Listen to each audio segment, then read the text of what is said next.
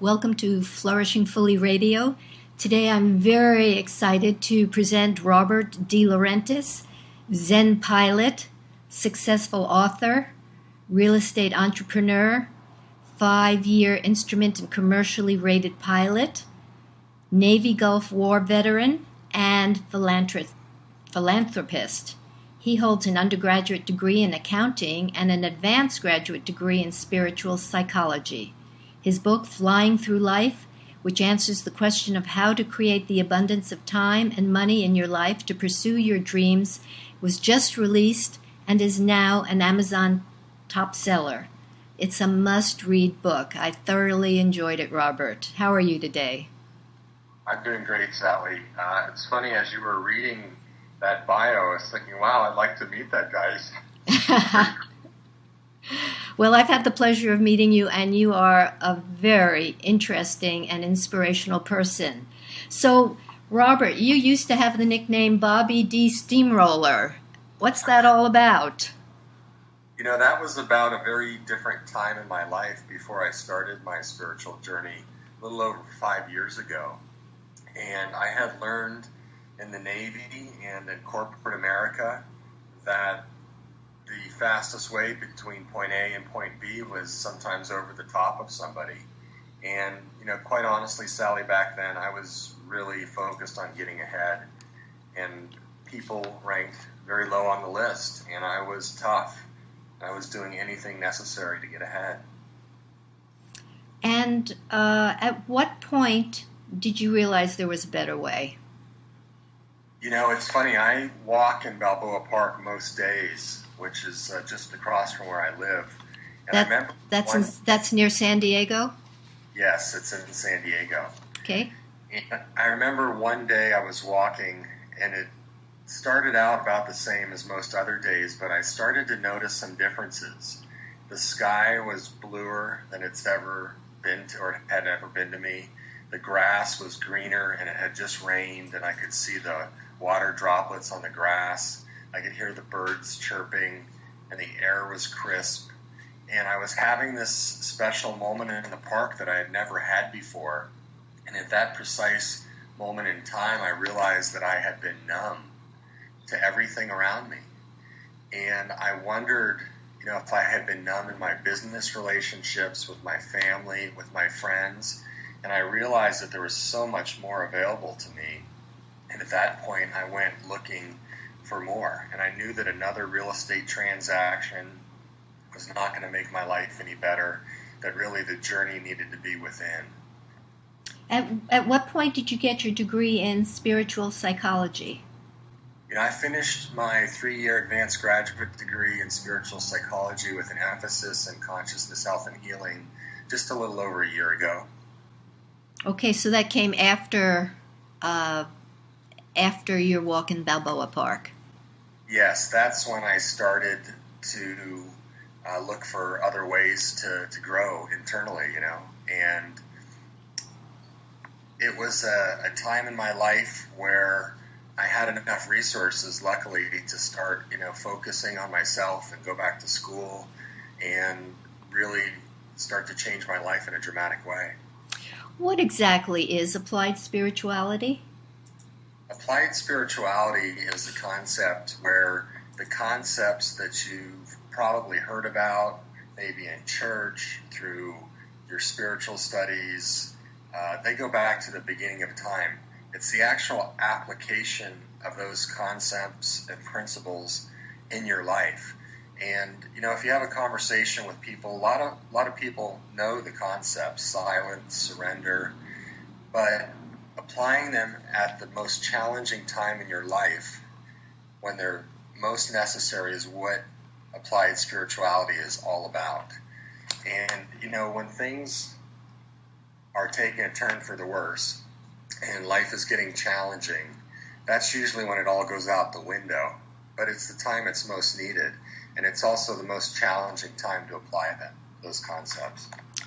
That's right. Most people have a major life event, an illness, a divorce, bankruptcy that precipitates this kind of journey. What was the major life event for you?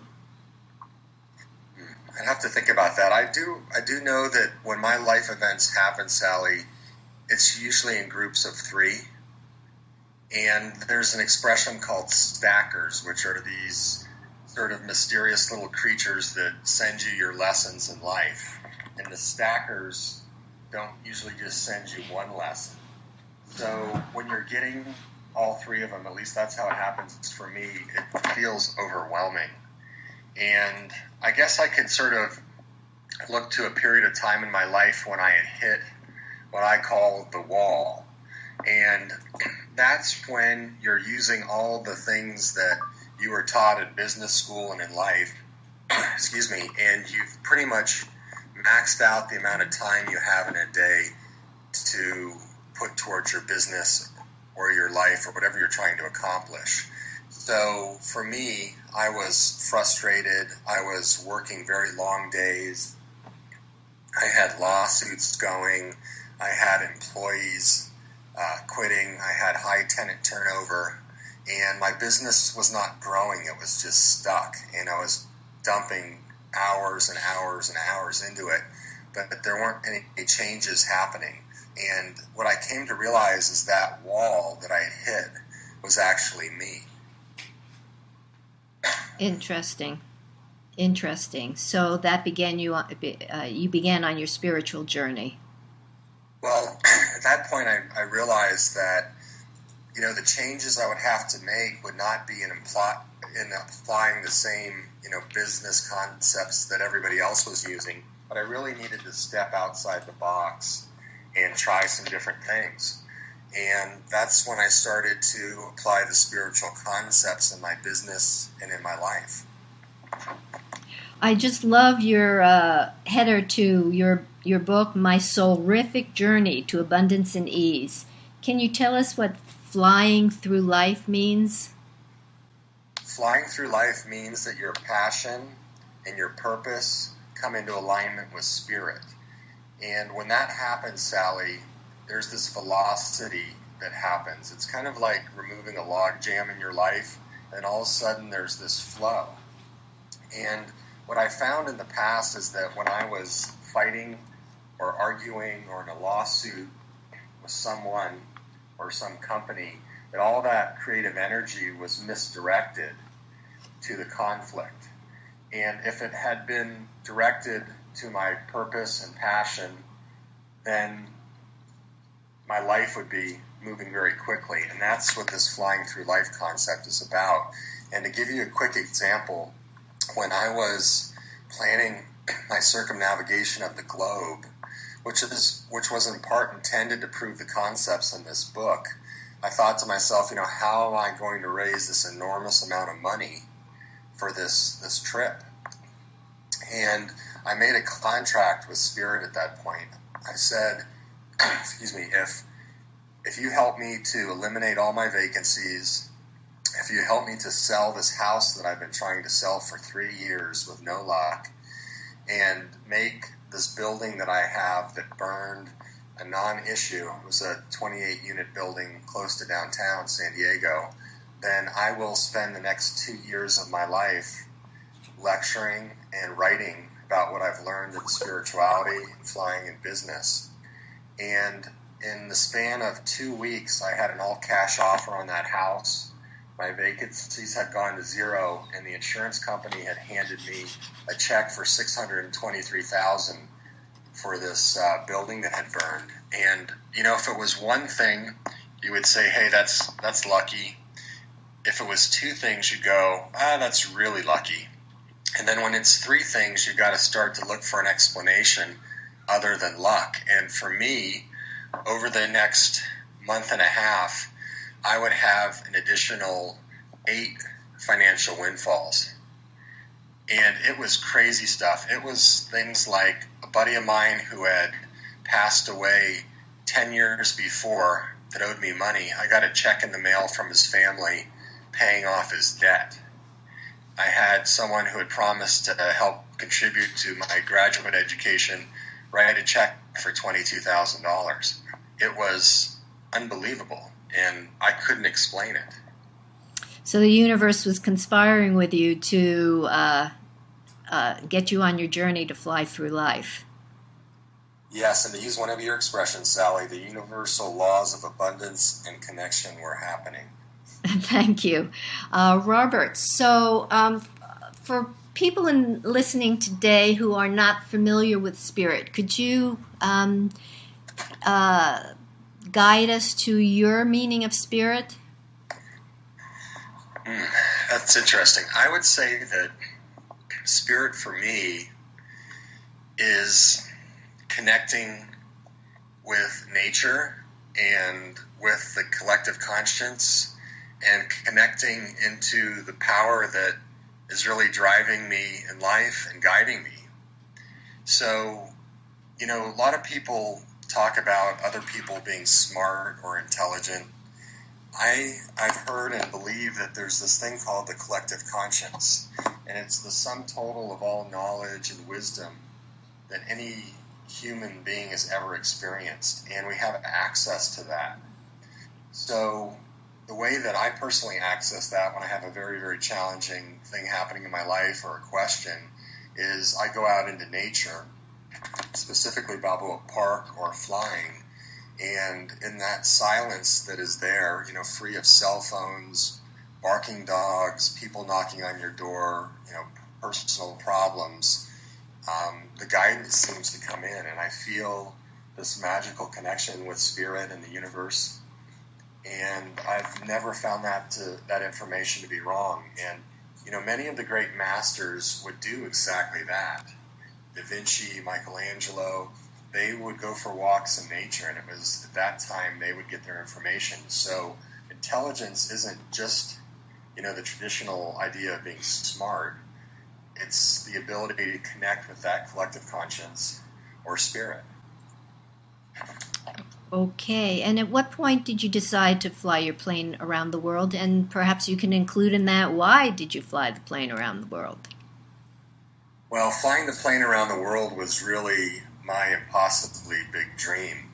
And when I was a child, I remember we lived in San Carlos, California, and we would occasionally drive by the airport. And I remember as a little kid looking out the window, watching the planes taking off and landing and just thinking that was the coolest thing ever. So flying was a childhood passion of mine, and I built model planes and string-controlled gas planes and eventually remote control planes. I feel like it was in my DNA. There's a term called entelechy is where the acorn becomes the oak tree. So we are born with everything we need to develop and grow, and we even have some guidance that we can follow if we listen. So for me, I was always looking at the sky, looking at planes, building model airplanes, and I just felt this deep connection that I was born a pilot. So over the years, I didn't necessarily have the opportunity or the resources to make that dream come true. So if you look at an artist or somebody who aspires to be an artist, if they say, I want to be a great artist, it doesn't just happen overnight. It's not like they wake up the next day and they're a masterful painter. But what the universe does do is it provides the paint and the canvas, and then it's up to the aspiring painter to learn the skill and to develop and overcome the challenges. So for me, I was given these spiritual concepts that I could use in business, and that gave me the resources of time and money so that I could fly, and then I could pursue that impossibly big dream of flying around the world. Right, which I was originally thinking, impossibly big dream. I'm not sure that's a concept that I like to teach people, but the way you phrase it, because dreams with collective consciousness in my mind are always possible. But I see that as a child, before you're getting, before perhaps you're connected, it can be an impossibly big dream. Is that right? It seems overwhelming. And, if you were to just take it in one bite, it would be impossible to pull off. But if you break it into the many pieces and work at it over time, then eventually it does become reality. And for me, that was 44 years. Wow, that's very interesting. So, tell us about your trip. How it was a long time, and there were lots of high and low points. Tell us about some of the scary points. Well, the scariest point for me was 14,000 feet over the Strait of Malacca. I had left Subang International in Malaysia, and the plane had the spark plugs cleaned and the oil changed, and it was climbing out beautifully. I'd done a departure procedure out of there. The sky was blue, and I'm looking over the co-pilot, or out the co-pilot window, looking at all these ships in the strait, and I'm having this thought, how blessed an experience this is. And right at that moment in time, I see the oil pressure light flicker, and I started to say the words, "Oh God," and before I could even get that out, the oil pressure light went solid, and I slammed against my seat belts. It was kind of like somebody had slammed on the brakes, and what had happened is I had lost oil pressure in the engine, and because of that, the propeller goes flat, and instead of creating this, thrust through the air, you're basically, you have a 6-foot air brake out in front of you. And, at that moment, I had this sense of just sheer panic. I realized that what was going to happen in the next 5 to 10 minutes would define my life. It was kind of like a cosmic negotiation. On one side, I had the destruction of the plane and my death, or the destruction of the plane and being injured, or the destruction of the plane and somehow walking away, or the plane survives and I would survive. So, in a negotiation, you ask for it all, which would be the plane surviving and me walking away, but realistically, you're going to end up somewhere in the middle. So, at that moment in time, I just, I had my moment of total fear and panic, and then I got down to business and decided to turn the plane towards the nearest airport, which I had determined by pushing a couple buttons on my GPS. And the air traffic controllers were trying to vector me back to the airport that I came from, but at 12 to 14,000 feet, I knew I had a specific glide distance. And for me, that would be gliding over the Strait of Malacca, over the jungle, which had 100-foot trees and was the absolute worst-case scenario, and then finally into Kuala Lumpur International, where they had to divert 6 planes that were landing. And the thing that was amazing about this moment in time, Sally, was that I had behind me 90 gallons of high-octane aviation fuel in a ferry tank, maybe 12 inches away. That oil that had sprayed out, 11 quarts of oil, had been blown onto the exhaust, which was 1,500 degrees Fahrenheit. So it should have caught on fire. It did not. And the plane was about 600 pounds overweight with all that fuel and not designed to land at that weight. So the landing gear should have collapsed. And the tank would have then exploded, and, it would have been a fiery mess. But none of that happened. And somehow I made it back. What did that experience teach you? It taught me a lot of things. One of them was back to the original story about all these inexplicable things, that are happening. And for me, I think it deepened my faith that I was on the planet for a specific purpose. And it became clear that that purpose was sharing my story. And it reminded me of a parent that's trying to teach its child a lesson, right? At first, let's say it has to do with fire. And the parent would gently say, no, don't touch the fire. And the second time the child attempted to touch the flame, the parent might raise his voice, don't touch the fire, The third time, maybe the child gets his hand slapped, and the fourth time, the child's going to get burned. And the universe is like that loving parent that cares so much for you that it teaches you the lesson over and over and over until you get it. And my journey was a journey of faith. There was 4 other incidents on that trip that I don't think I should have walked away from, but I did. And they were right up until the very moment that I landed. fact, one of the final lessons was coming into Monterey, California. I had just had my engine overheating 600 miles off the coast of California, which was basically the 98th day of the trip. And I remember thinking to myself, this feels like cosmic torture to me. If the universe was going to take me, why didn't it take me early in the trip? Like, what was the purpose in prolonging, the, I guess, misery, challenges, agony that I was feeling at times? But what I really came to believe and see was that I was being taught that, my faith was deep and I would continue on that trip because that was my purpose and certainly my passion, and I was meant to do that. That's a very powerful message, Robert. Thank you. What was the most magnificent moment of your trip? There was many magnificent moments. The one that really sticks in my mind was landing right next to the Rock of Gibraltar. It was kind of a funny story because we had filed the request to land at Gibraltar, and the British military kept coming back saying, no, we're not going to allow you to spend the night. You can land, but you have to take off the same day.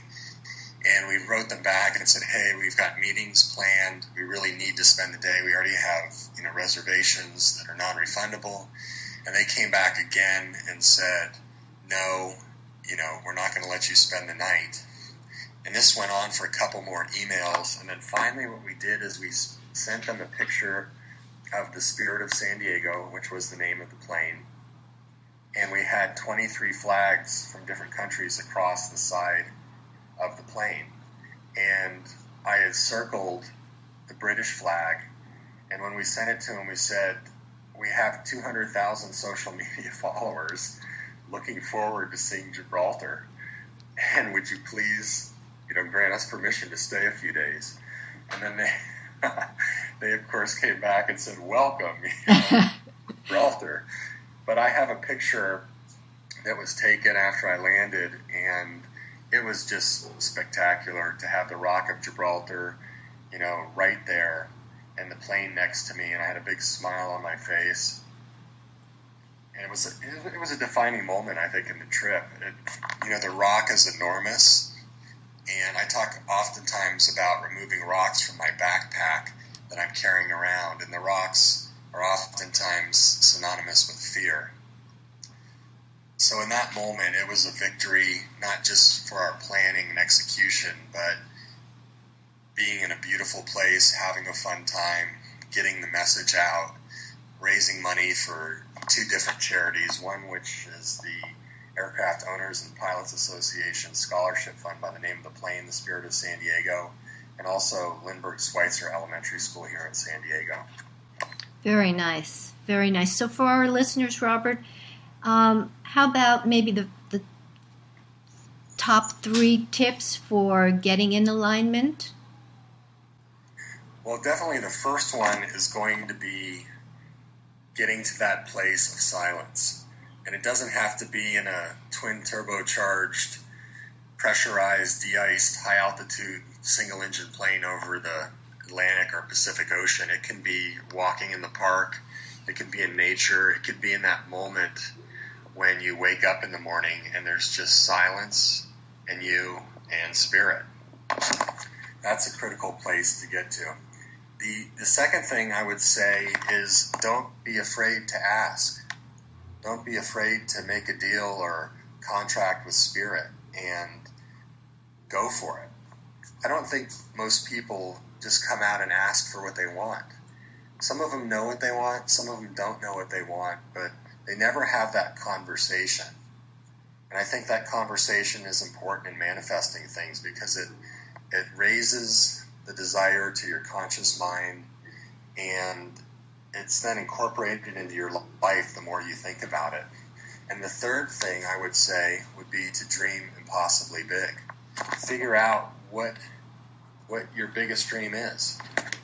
And that takes time. I don't think that I really had 100% clarity on that because it was a very involved thing. It wasn't just flying around the world. It was getting sponsors to support me. There was, now there's 38, but back then there was 37. Building that team that would also encourage me and aid me in that process. So I would say those three things are important. Absolutely, absolutely. So you have a new book coming out called Zen Pilot. What's that about? I'm really excited about Zen Pilot. It's a book. It's called Zen Pilot, Flight of Passion and the Journey Within. And Zen Pilot is about this circumnavigation of the planet.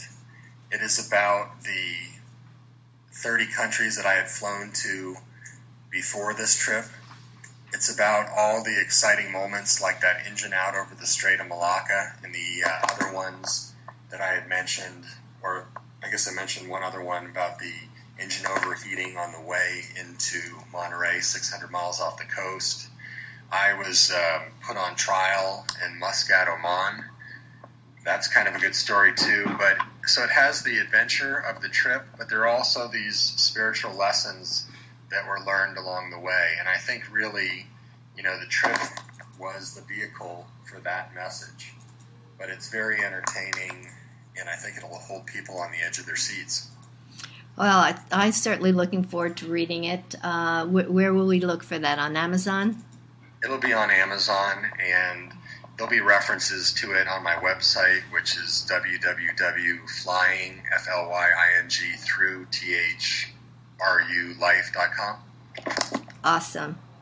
Well, Robert, you certainly encouraged us all to pursue our spiritual path, and I appreciate your spending time with us and telling us your exciting story and giving us some tips on how we can reinforce our spiritual connection to spirit or nature or the universe.